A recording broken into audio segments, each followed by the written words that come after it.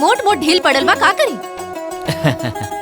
कितना बेर मना कहनी कि सोनले के साथे मत घुमल करा, बाकी नहीं कुल ओकरे कपारे के ढील तोहरे कपारे में पड़ गई। ससुरा जेबू तो यह ढील लेके जइहा। हाँ हाँ, वहाँ से सोया कही ना कि यह लूट सिखा के माई बाबूजी भेजले बाड़े। रवा ढेर खीस ना निपोरी, कल बाजारे जाइब ना ते गुड़िलाई कंघी ले आइब। ठीक बा, औरो कुछ? ना ना और कुछ ना।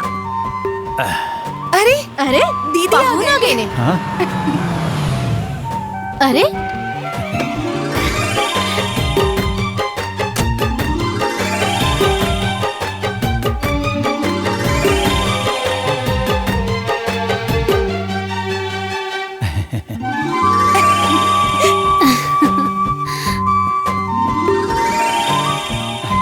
माई।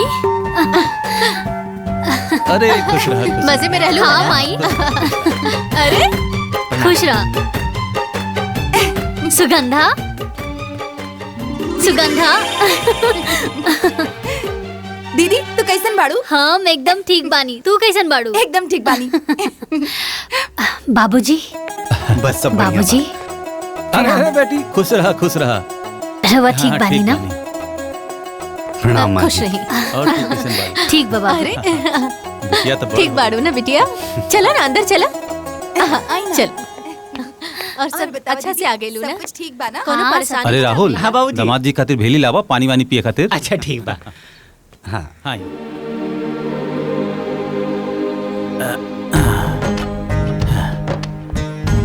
बैठी। जिया जी, हाँ इली पानी पी। हाँ ले।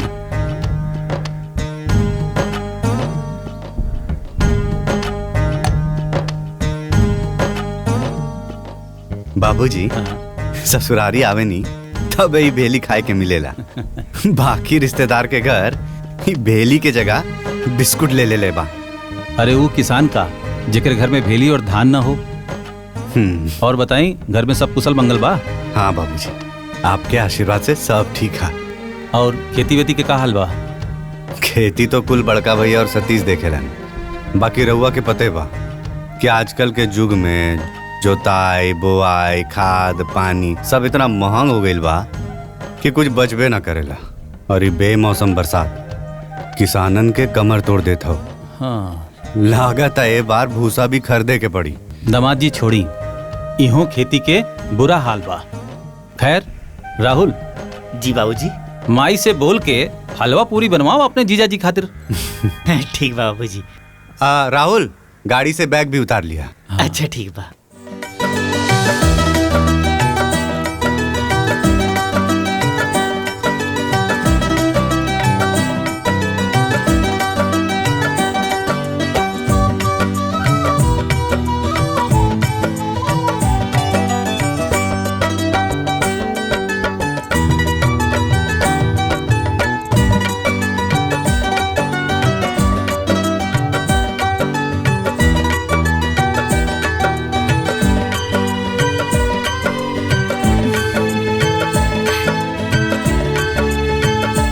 अरे वाह माई, तू ता सुगंधा के खूब गुण सिखा देले बाड़ू। देखा था कितना समझदार हो गेल बिया। अरे कुछ समझदार न भइल बिया, बल्कि औरी फुहर हो गेल बिया। ढेर से ढील कपारे में लेके घूमत रहेले। दीदी के बतावे की का जरूरत रहे, पर बता देलू। अब तोहर पेट के पानी पच गए होगी। अरे एकदम ठीक कहलू हो माई, जो बता देलू। ए गुड़िया, अपना मासी से दूर रहिया ना तो तारा के भी जुआ हो जाई। दीदी तू भी ना। अरे मजाक करत आनी। ए माई, बाबूजी जीजा खातिर हलवा और पकौड़ी बनावे खातिर कहले हाँ। अच्छा तो तनी पम्मी लाला जी की दुकाने चल जा और 1 किलो बेसन और आधा किलो प्याज और आधा किलो सूजी ले ले। हैला पैसा लेके जा। मामा हमहू चली? हाँ चल तू चल, पैसा तो ले लेबे दे। जा जा चल आओ। और सुना जल्दी चल आई। ध्यान रखिया गुड़िया के।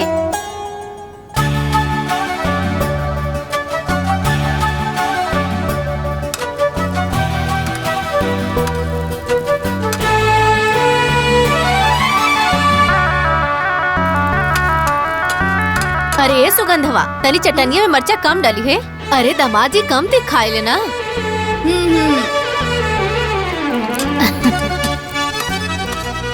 तो से छिला था एको? हाँ? पुष्पा सादे हलवा बनावत हो का? अरे हाँ डबुआ में काजू मखाना रखल बा, ओके डाल दा तनी, किसमिस उसमें डाल दा तनी, बढ़िया बन जाई, नीक बनावा। हाँ ठीक बा माई, तनी सूजी भुन जाएदा फिर डाले बा आराम से। बेटा ई मौसी के दे दा, जा। आजा।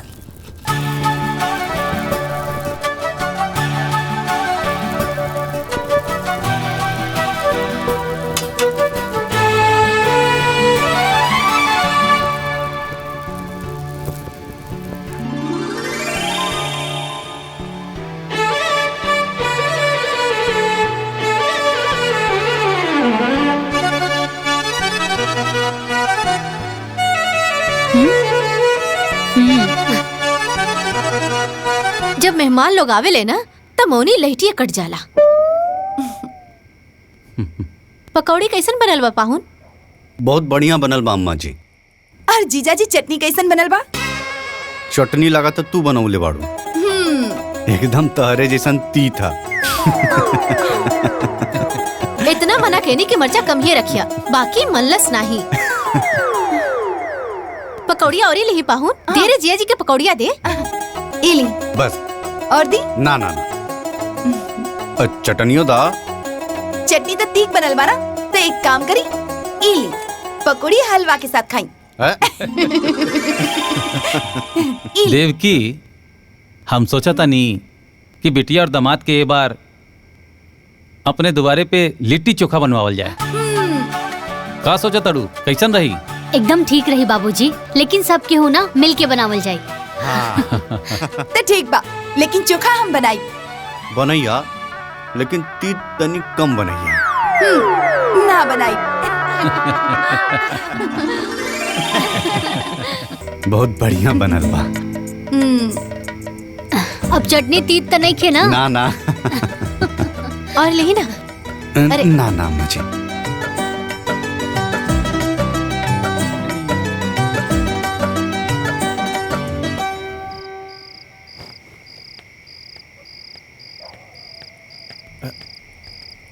पहुना। हाँ बाबूजी। ई लुंगी ला, एके पहन के आराम से सुत जाइए। हाँ हाँ ठीक बा बाबूजी।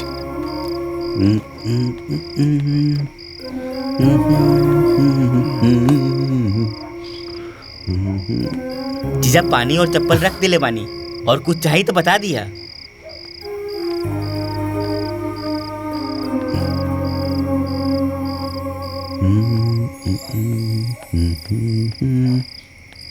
इली टार्च, पिसाब उसाब लगी था पिछोरवा चल जाइए। हाँ। टार्च लेके जाइए, काहे के पिछवा खर खंजर भइल बा। अरे तू ऐजे सुत बा ना। हम तो इजे रहबे करब। हाँ तो बस जगा ले। अच्छा ठीक बा। मच्छरदानियाँ लगा दा।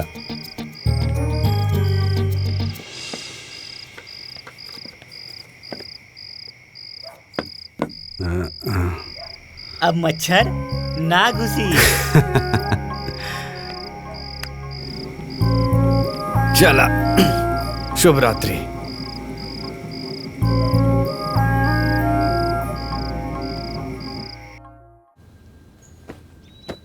दीदी देखी ना कैसन लागत बा? ठीक बा ना? बहुत बढ़िया, एकदम फिट आइल बा। हाँ फिट बा।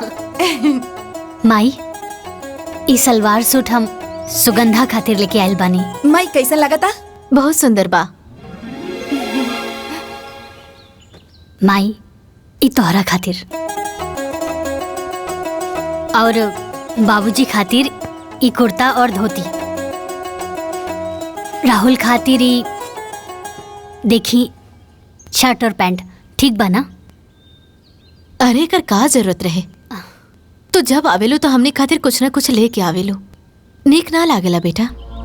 कैसन बात करत आड़ू माई, हम ही घर के बड़ बेटी हैं, और ऐसा ही खाली हाथ चल आइब त नीक ना न लागी। अच्छा सुनी, ई सब बात छोड़ी और हमरा के ई बताई कि सुगंधा के जौन रिश्ता के बात चलत रहे का भइल? अब का बताई बेटिया, ओहे जौन 4 साल से हो रहल बा। अरे जेकरो ढंग के मड़ैयो न बनल, ओहो 5 लाख दहेज मांगा था, और सरकारी नौकरी वाले था पूछवे मत करा। अरे 4 पहिवा गाड़ी के नीचे बातें नहीं करत। अरे लड़की के गुण सहूर केहू नहीं देखत, सबके खाली दहेज चाहिए। बस यह सोच के संतुष्ट करत बानी कि गरीब होके चाहे अमीर, लड़की बिना बियाहले ना रहेली। बड़ बुजुर्ग कहले रहले ना कि भगवान वर पहले बनावेले सुकन्या बाद में। अरे हमरो सुगंधो खातिर केहू न केहू बनले हुई। अम्मा जी समझी कि लड़का मिल गई। बाबूजी और राहुल के लड़का पसंद बा, और उ लड़का के रउआ भी पहले से जाने नहीं। बस अब राव रहा के देरी बा। अरे पाहुन, रउआ बुझौलिया मत बुझाई, जल्दी से लड़का के नाम और गांव बता दी। अरे अम्मा जी, गांव के नाम छोड़ी, लड़का के नाम में काफी बा। लड़का के नाम बा सतीश, हमार छुटका भाई।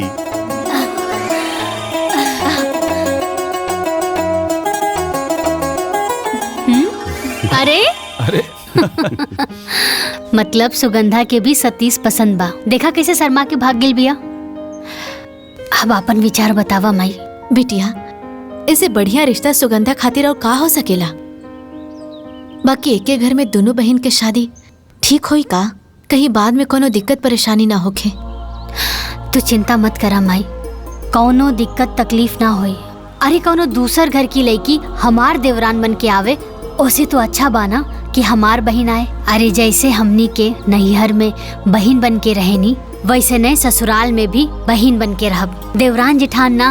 अरे वो सब तो ठीक बा, बाकी समधन जी के एक बार पूछल जरूरी बाना, तोहरे सास के का राय बा? अरे अम्मा जी, रउआ के का लगा था? हमनी टाइम निकाल के ऐजा सिर्फ लिट्टी चोखा खाए खातिर आयल रहनी। अरे हमनी के पहले से प्रोग्राम रहे कि सतीश और सुगंधा के शादी के लड्डू बांध दियल जाए। तो पाहुन समझ ली कि लड्डू बंद गई। अच्छा बाबूजी, अब हमनी के जाए के आज्ञा दी, घरे भी तो खुशखबरी सुनावे के बाद। चला पुष्पा, चले के तैयारी करा। जी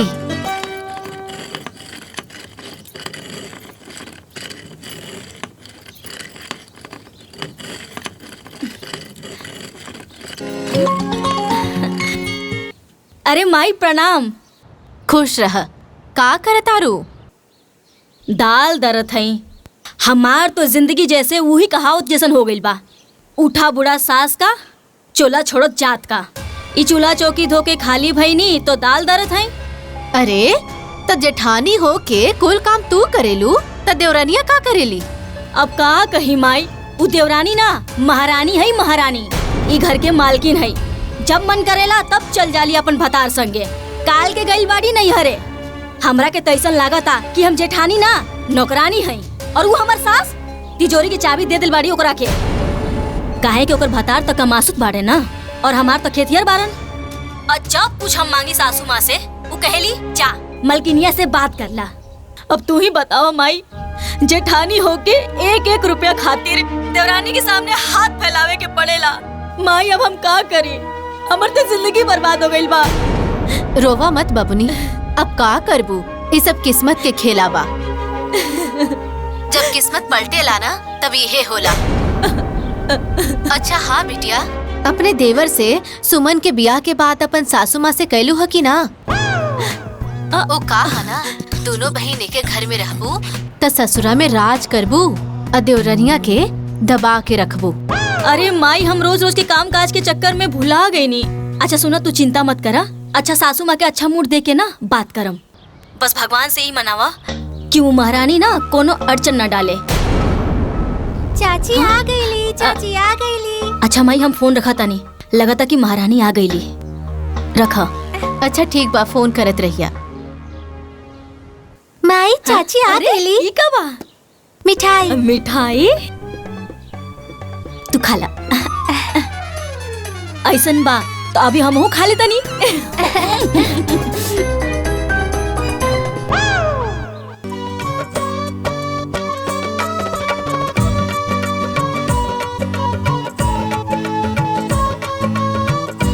आ गई नानी के यहाँ से।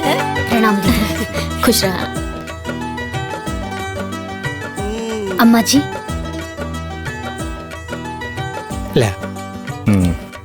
ला भैया। ए बबुआ, हाँ माई।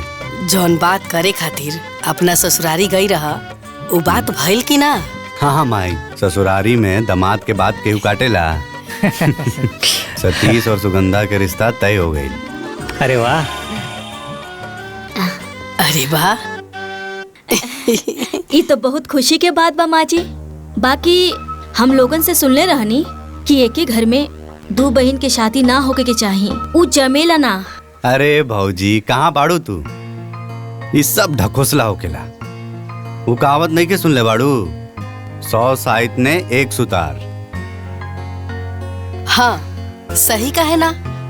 देख लो ना, पुष्पा के पाव पड़ते गुलाब की नौकरी लग गई। आहो ना हो, सुगंधा के पाव पड़ते सतीश के भाग जाग जाए। बिल्कुल ठीक कहा तारो माई।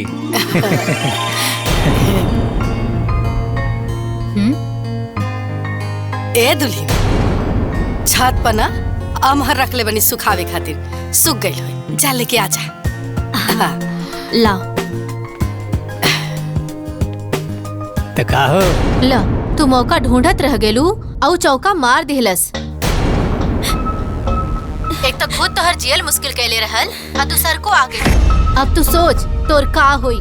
एगो सील एगो लोढ़ा दोनों मिल के कुटियन थोड़ा थोड़ा। अगर वो दोनों सील लोड़ा है तो हम कोनो धनिया पुदीना ना है कि दोनों बहिनी मिलके हमार चटनी बना के रख दे। हम भी झुराई मरचा है। ऐसन जाल डालम दोनों बहिना के बीच में कि गोतनी गोतनी की लड़ाई हो जाए। प्यार के मिठाई में डाल देम आम के खटाई।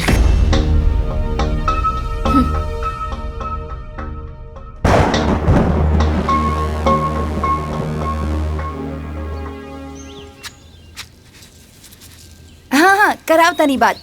मई इला का दीदी हवे? के फोन है। अच्छा। बात करी। हेलो। हाँ बिटिया। अरे माई, पंडित जी आयल रहलन। सुगंधा और देवर जी के कुंडली मिल गइल बा। अच्छा माई समय बहुत कम बा, जल्दी से तैयारी शुरू कर दा। ए बिटिया, अगुआ तू ही बाड़ू और ये बड़ बहिन तू ही बाड़ू। अरे दोनों जगह तो ही के संभारे के बा। सुना, ब्याहे के पहले ही चलई है। अरे माई तू चिंता मत करा ना, हम नैहर भी संभाल लेब और ससुराल भी। अरे पहले हम अपन देवर जी के हरदी लगाई, फिर नैहर आके अपन बहन के चुमावन भी कर लेब। अरे माई मटमंगरा ससुरे तो भतवानी नैहर आके खाई। ठीक बा बिटिया। अरे इतना पैसा कहाँ से दिहल जाई? तू का बात करो तरू? माई ये अंगूठी, घड़ी और सिगड़ी दही गुड़ के बखत ना देवर जी के मड़वा में पहना दिया। और ये थैला ली, ए में क्रीम पाउडर और जरूरत के सब सामान बा, एक ही मड़वा में रख दिया। ए बेटिया, इकुल हम का करब? इकुल बाबूजी के दे दा। कुल इनकरे करे के बना। अरे बिटिया, ये सब करे के का जरूरत रहल? वैसे भी शादी में बहुत कैले बाड़ू। बाबूजी घर के हालत हम जानत हैं, और राहुल भी छोट है, अभी होकर कहीं नौकरी चाकरी भी नहीं खिलागल। बाबूजी ना ये कुछ नगद पैसा बा, रख ली, मड़वा में काम आई। बेटी, बाप के कंधा के बोझ वैसे तो बेटा के उठावे के चाहिए। बेटी होके तू उठैले बाड़ू। भगवान तोहरे जैसन बेटी हर माँ बाप के दे। बाबूजी हेरोवा कैसन बात कर रहल बानी, और खुशी के मौका पर आँख में आंसू ना, चेहरा पर मुस्कान होके के चाहिए। और वो बेटा बेटी ही का जौन अपना माई बाबूजी के आँख के आंसू के खुशी में ना बदल दे। अब चली हंस के दिखाई।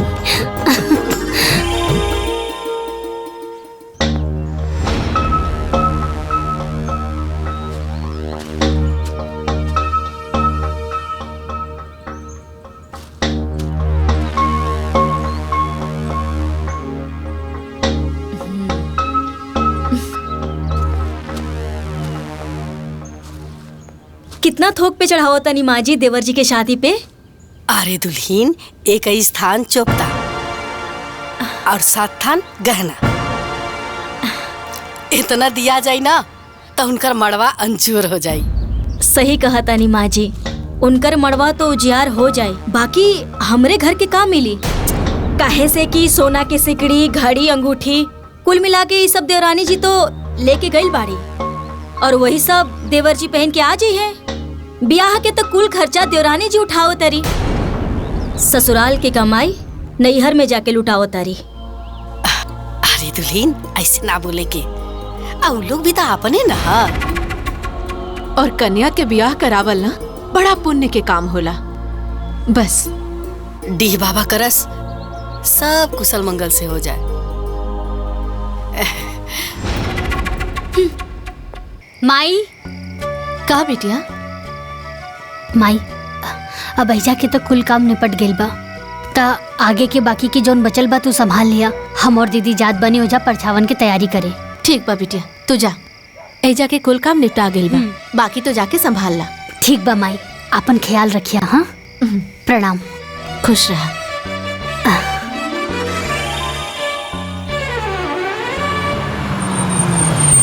कथिए के लोढ़ा सासू कथिए के थाली हो, कथिए के लोढ़ा सासू कथिए के थाली हो। दुल्हीन लपरछा था।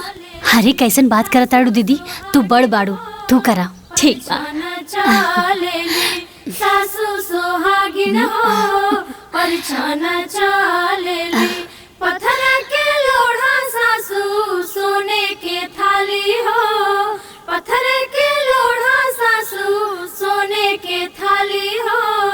थाली में हल्दी चावल चुमेली भाभी हो, थाली में हल्दी चावल चुमेली बुआ हो। बहुअर स्वागत बा उतरा तू हाली हो।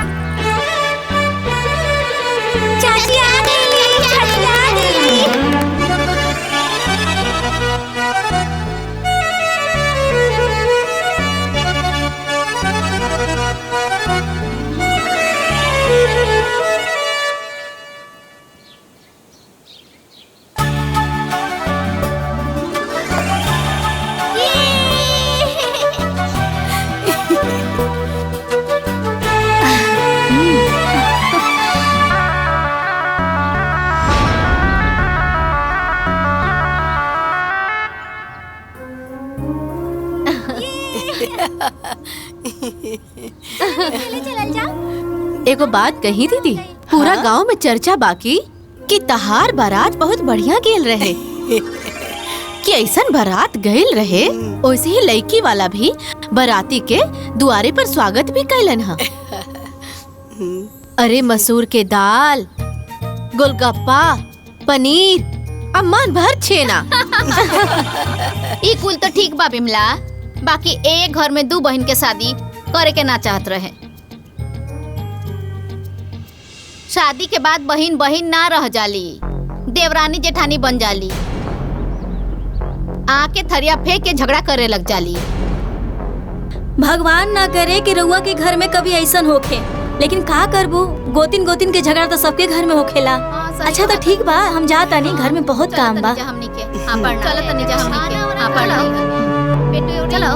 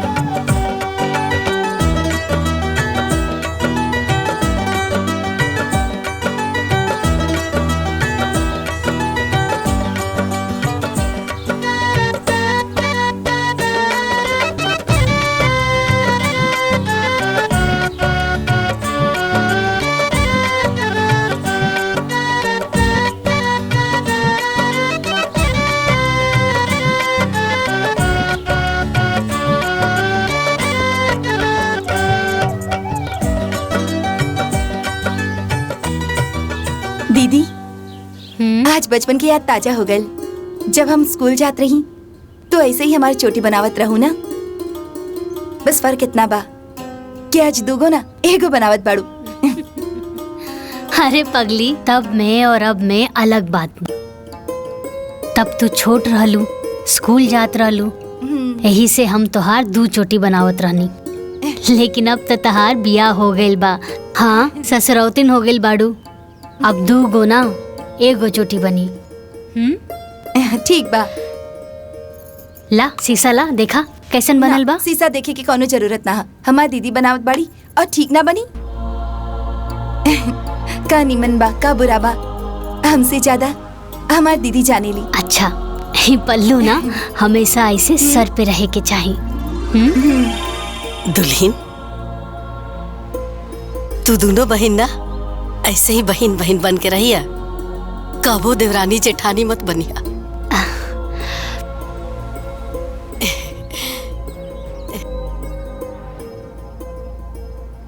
हमारी एक बात हमेशा याद रखिया कि घर में शांति से बढ़ के ना कौनो दौलत ना होखेला। माई के अचरा से बढ़ के ना कौनो दुनिया होखेला। अब भाई से बढ़ के केहू साथी ना होके, अब बहन से बढ़ के केहू शुभचिंतक ना होला।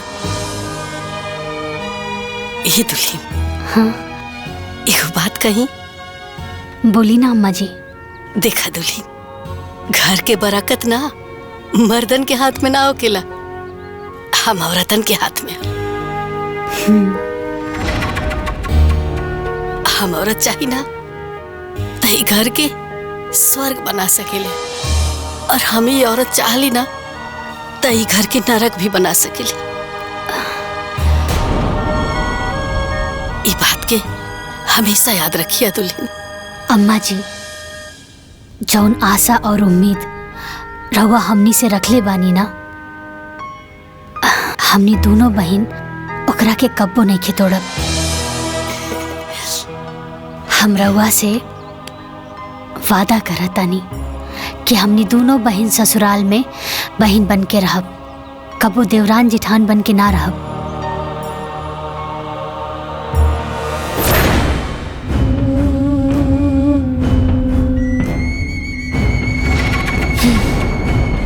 आज हमहू एक प्रतिज्ञा करतानी कि दोनों बहिनी के देवरानी जेठानी बना के रहब।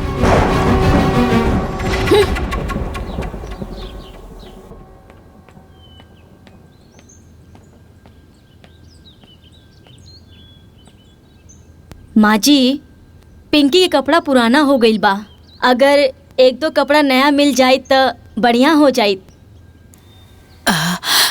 अब अरे दीदी, नया कपड़ा किने के का जरूरत बा? गुड़िया के 3-4 गो सेट असही पड़ल बा, हम दे दे उहे कपड़ा पिंकी के पहना दिया। बाकी माई कितना उतारा पहनाई? हाँ? एक जोड़ी नया दिला देती तो हमार बिटिया 30 त्योहार के दिन पहन लेहित। पिछले दिवाली में भी गुड़िया के उतारा ही पहन ले रहे। अरे बड़को, इका उतारा उतारा लगा रख ले बड़ू, एमे का खराबी बा? अरे हम जब छोट रही तब अपना नैहर में अपना दीदी के कपड़ा पहनत रही। आहिजा सुभाष के कपड़ा गुलाब पहनत रहन, गुलाब के कपड़ा सतीश पहनत रहन। एक घर में ये सब चलत रहेला। आ वैसे भी एजा कमाए वाला एक आदमी बा और 2 जना तो खेतिये में लागल बड़ा। जितना ओढ़ना रहेला ना उतने में पैर फैलाए के चाहिए, समझ लू?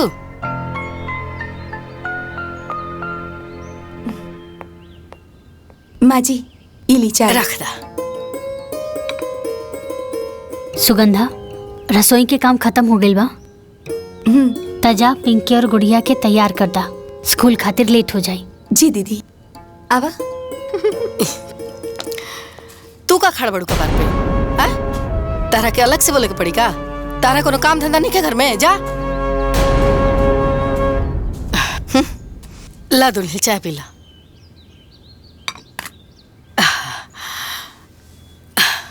गुड़िया, तू कौन सा क्लास में पढ़ी लू? हम फर्स्ट स्टैंडर्ड में। और पिंकी तू? Second standard. सेकंड स्टैंडर्ड, अच्छा। तू दोनों की कितना तक पहाड़ आवेला?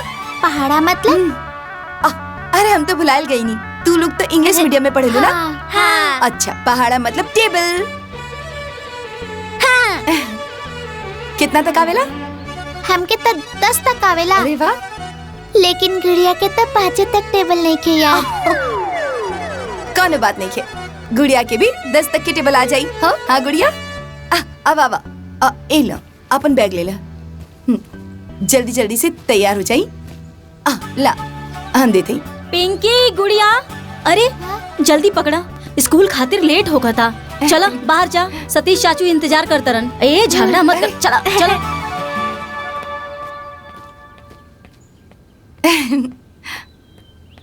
सुगंधा। हाँ? नाश्ता पानी तो हो गई, खाना में का बनी आज? अच्छा सुना ना, तू एक काम करा कि आलू और गोभी की तरकारी बना ला और ना कचौरी बना ला, हमरा के बहुत पसंद बा। और तू निम्मन भी बनावे लू। हाँ ठीक बा दीदी, अभी बना देता नहीं। ठीक बा। अरे सुना सुगंधा, सूजी के हलवा बना लिया, कुछ मीठा भी हो जाए। ठीक बा दीदी, दोनों बना देता नहीं।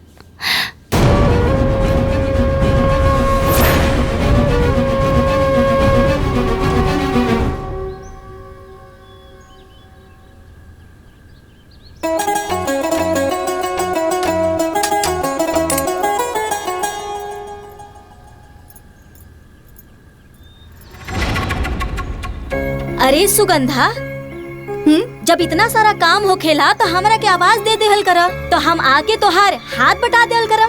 चला हम बेल देता नहीं, तू तल दा कचौरी। ना ना दीदी, रहे दी, हम सारा काम खुद कर ले, आप आराम करी। देख तू हमरा के दीदी कहेलू ना, तो हमार बात सुने के पड़ी। अरे 4 लाठी एगो में भारी पड़ेला, और मिल बांट के काम करल जाए तो काम आसान हो जाला, है ना? ठीक बा दीदी।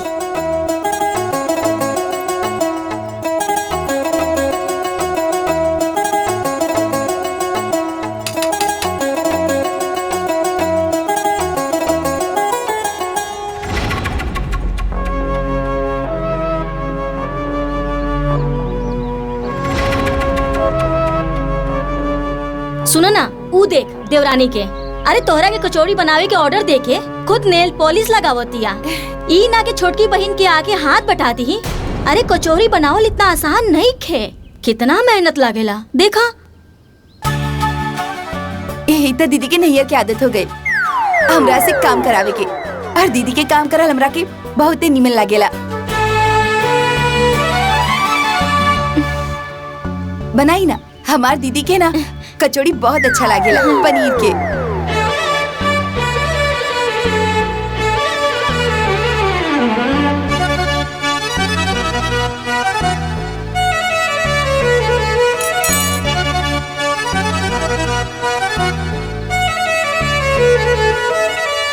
हलवा कचौरी।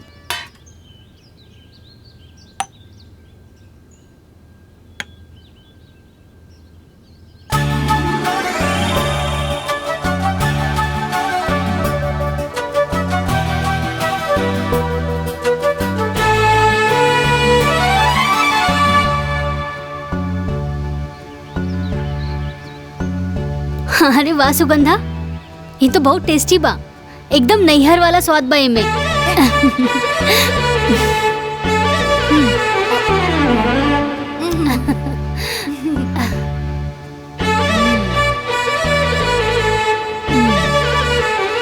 हलवा भी अच्छा बा।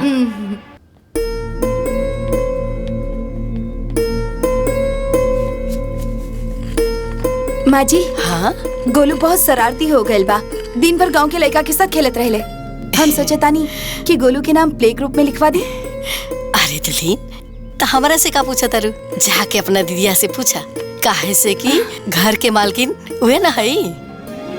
ठीक बा, दीदी तक कबो भी हमारी बात के मना ना करेली। हाँ, हम अभी जाके पूछ लेता ना। चल चल गोलू, बहुत शरारती हो गल बा, कितना बार कहले ऐसा लड़का के साथ मत खेला करो।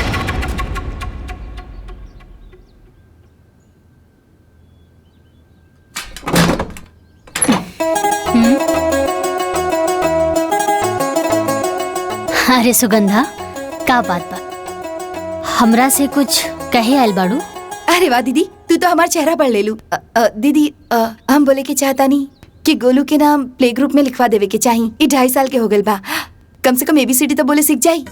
अरे सुगंधा, अभी हमार गोलू ठीक से बड़की माई ना बोल पावेला, ABCD का बोली?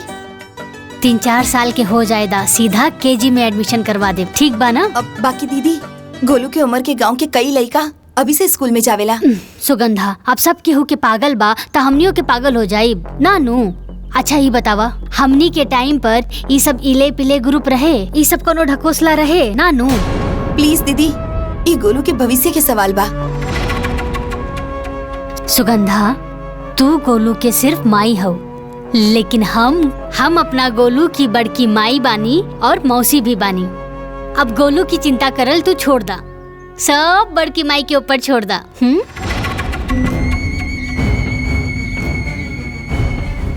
दोनों बहिनी के बीच में आग लगावे खातिर जौन पापड़ हम बेलने आज वो सफल हो गए।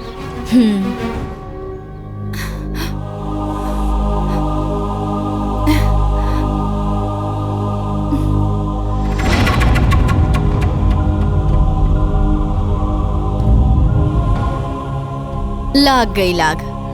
अब देखा कैसे ई आग के हम ज्वालामुखी बनावत हैं।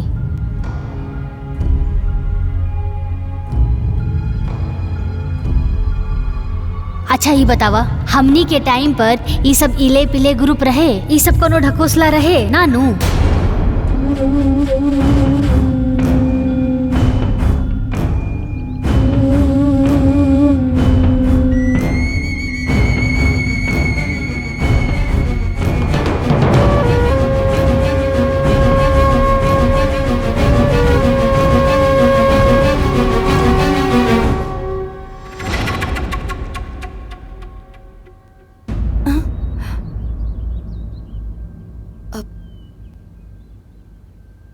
अच्छा सुगंधा जी, हमरा के एगो बात बतावा, जब आंधी तूफान आवेला तो सबसे पहले कौन सा पेड़ गिरेला?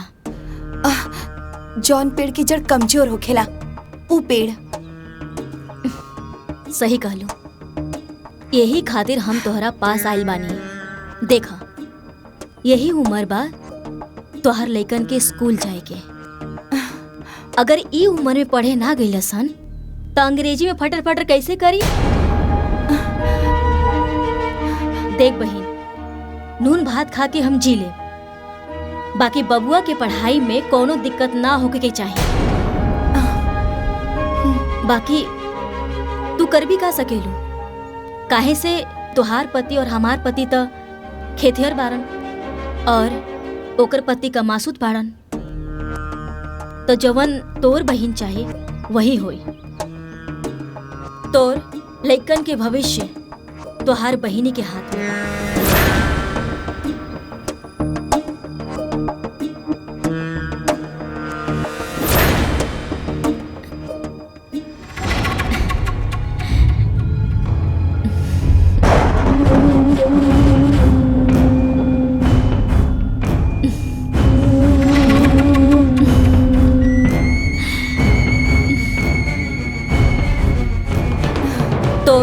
लइकन के भविष्य तोहार बहिनी के हाथ में बा। सुगंधा, ऐसन बात ना हो, तोके जरूर कोनो गलतफहमी भइल बा। गलतफहमी हमके ना भइल बा, बल्कि आज तो हमार सारा गलतफहमी दूर हो गइल बा। अब वो हमार बहिन ना हमार जेठानी बन गइल बाड़ी। अगर बहन बन के सोचती ना तो कबो भी हमारे लड़का के प्ले ग्रुप में जाए से मना ना करती। सुगंधा, भाभी के हम अच्छी तरह जानीला, वो परिवार के हित के लिए भी सोचनी, कबो अपन पराया ना देखनी। अगर वो कबो अपन पराया ना सोचनी ना तो कबो हमके मना ना करती। हम सब समझतानी वो क्या अपन पैसा के घमंड हो गइल बा। अब रउआ भी खेती बाड़ी छोड़ी और कहीं भी जाके प्राइवेट नौकरी करी, चाहे तो 10,000 ही कमा के लेके आई। हम 10,000 में अपन लड़का के पढ़ा लिखा दे। रउआ खेती बाड़ी करत है तो का हमारा लड़का भी बड़ा होके खेती बाड़ी करी? का बात के पतंगड़ बनाओ तारू यार। देखिए जी, अगर रउआ हमारी बात ना मन ली ना तो हम अपन लड़का के लेके नैहर चल जाए और नैहर से अपन लड़का के पढ़ाई लिखाई।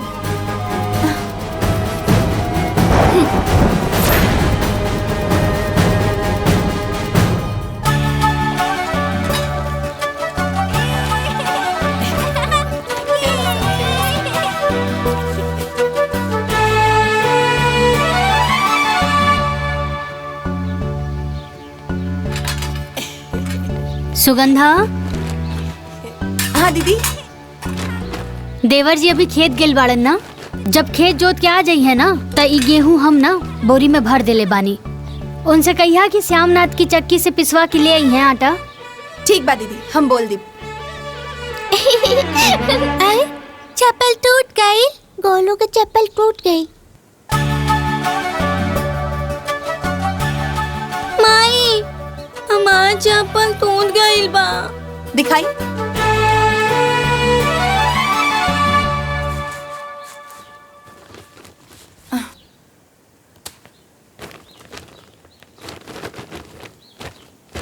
दीदी हाँ देखी ना, गोलू की चप्पल टूट गल बा। एगो नया मंगवा दी ही ना। सुगंधा, नई कीने की का जरूरत बा? हमरा लगे 2-3 गो जोड़ी पड़ल बा, हम दे देब, गोलू के पहना दिया, ठीक बा? बाकी दीदी लड़का होके लड़की की चप्पल पहरी। अरे सुगंधा, सैंडल ना हा, हवाई चप्पल हा, और सब हवाई चप्पल एक जैसन ही होला। कैसे गिर गई तू? हाँ? अरे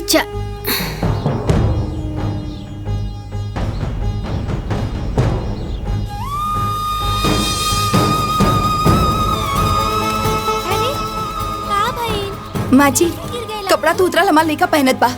अब का जूता चप्पल भी उतरल पहरी। 100 रुपया की चप्पल खातिर मना कर तारी।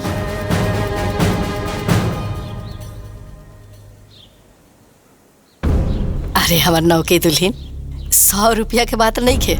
100 रुपया के कीमत ना, जब तू ये घर के मालकिन बनबू तब समझ में आई कि पाई पाई जोड़ के कैसे घर चलावल जाला। चिंता मत करा।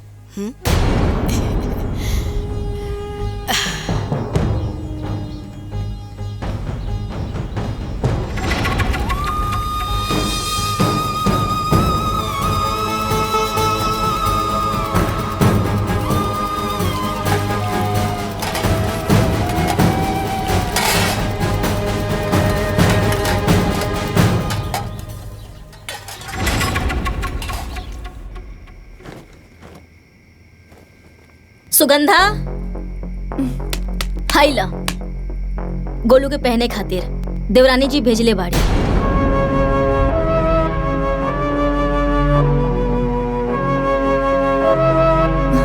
बाकी एगो बात कही, इतना साल से जे हमार साथ हो रहल बा, अब उ तोहरे साथ हो रहल बा। पहले ओकर बेटी के उतरन हमार बेटी के पहनावल जात रहे, अब तोहार बेटा के पहनावल जाता। हम तो ये मान ले बानी कि हम दूसर घर से हैं, बाकी तू तो सगी बहन हो। तू दोनों एक ही महतारी के पेट से जन्मल बाड़ू, तोहरे साथ ऐसा ना करे के चाहत रहे। बाकी जायद तू कर भी का सकेलू। अच्छा ई चप्पल ना गोलू के पहना के देख ला कि ओकर साइज के बा कि ना। बेचारा लइका लड़की के चप्पल पहन के घूमेला। चला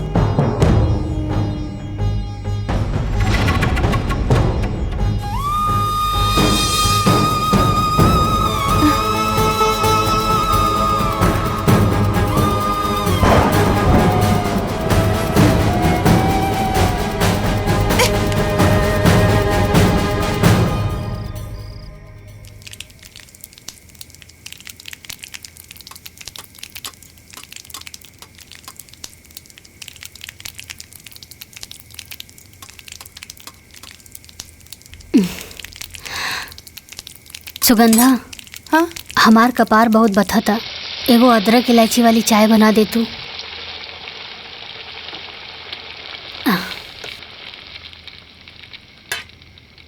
ई रहल चाय के पत्ती, ई रहल दूध, और ई रहल पतीला, और ऊ रहल चीनी अदरक, और ई रहल लाइटर और गैस। आपन चाय बना के पी ली। अरे तो एमे खिसियाए वाला कौन बात बा? हाँ, हम खुदे बना के पी ले। हाँ, तोहरा के पिए के बा ना? लाग गई लाग। अब देखा कैसे ई आग के हम ज्वालामुखी बनावत हैं।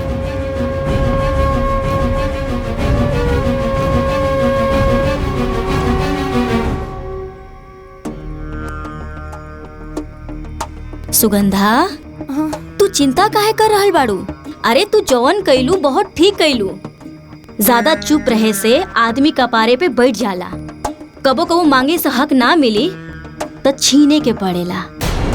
अगर वो जेठानी बनतिया तो तू काहे बहिन बनबू? तू देवरानी बना। आज तू ओकरा के उल्टा जवाब देलू, हमरा के तो बहुत अच्छा लगल। दीदी पर हमके बुरा ना लागल हा। हमरा के तो बहुत बुरा लगल हा। अरे छोट बहिन हो के ऐसे बड़ बहिन के उल्टा जवाब ना देवे के चाहिए। अरे तू कोनो हाथी घोड़ा थोड़ी मांगत रहलू, एक कप चाही तो मंगले रहू, बना के दे देवे चाहत रहे। बाकी हम जेठानी हो के आज तक तोहरा के देवरानी ना समझनी, और ऊ तोहार छोट बहिन, तोहार सगी बहिन हो के तोहरा साथे देवरानी जेठानी करतिया।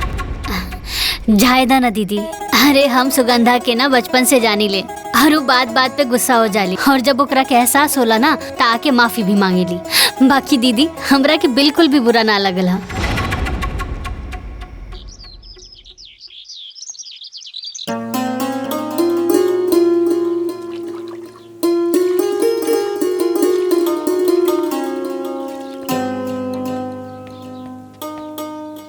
सुगंधा,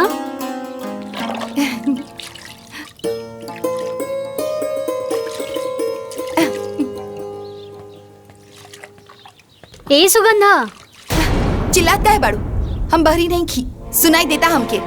अरे जब सुनाई देत हवे त जवाब काहे नहीं खुद देत? हम का बोली, तू ही बोला, बताओ बात का हो? अरे हम तोरा से कहले रानी ना कि गुड़िया की स्कूल की ड्रेस प्रेस कर दा, काहे नहीं खुकैले?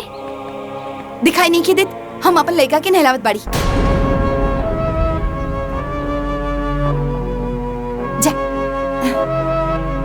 सुगंधा, आजकल हम देख रहल बानी, आजकल तू ढेर अपन पराया कर रहल बाड़ू। शुरू के कैला तू के हम दिन भर लिपस्टिक नेल पॉलिश लगाकर बैठी रहेलू, अपन लड़की के कपड़ा प्रेस ना कर सकेलू? सुगंधा,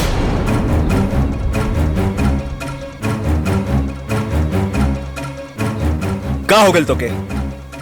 ये कोनो तरीका भौजी से बात करे का?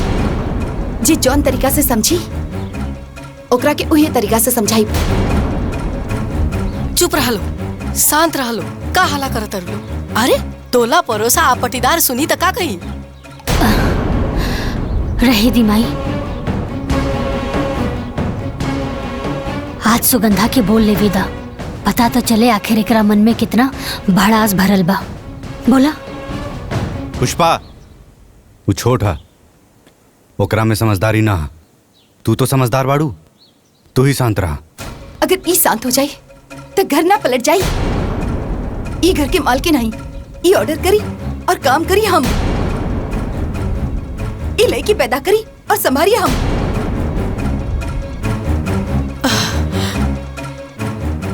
जब संभाल न सकेलू तब पैदा काहे कइलू? सुगंधा,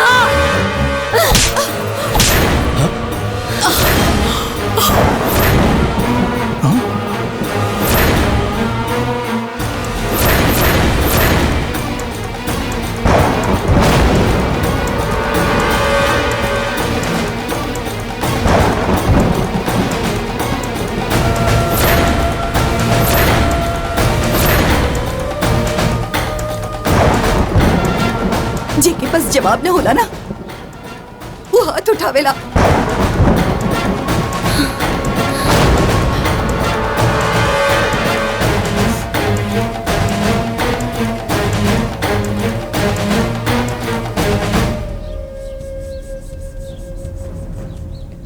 दुल्हन, तारे नौकी दुल्हन पर हाथ ना उठावे के चाहत रहे। अरे वो बच्चा नहीं की, ओकर बियाह हो गइल बा, ससुरैतिन हो गइल बड़ी, बच्चा नहीं की। अम्मा जी, हम तो बड़ बहन होके के नाते ओकरा के थप्पड़ मार देनी। जैसे सुगंधा नैहर में कोनो गलती करत रहे ना, हम ऐसे ही ओकरा के थप्पड़ मार देत रहनी। दुल्हन, तार नैहर में थप्पड़ वाला रिश्ता नहीं है उनके साथ, और बहन के साथ साथ तार देवरानी बन गई बड़ी। तारा ये बात के भूले के ना चाहिए।